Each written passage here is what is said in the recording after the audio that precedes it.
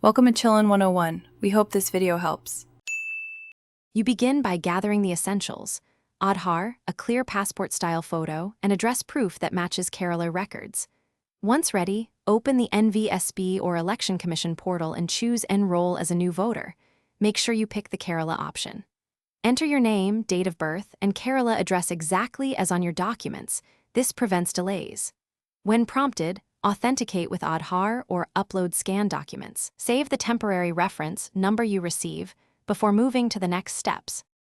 Now you complete Form 6 fields: family details, assembly constituency, and landmark. Double-check spellings and house number because verification uses these exactly. Next, upload your passport-style photo and scan signature in the required size and format.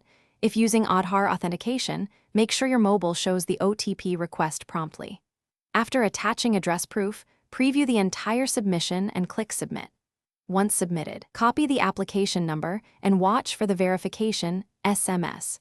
This number is crucial for tracking and Finally, expect verification. Either a booth-level officer visits or they confirm documents online. Be available and provide originals if asked.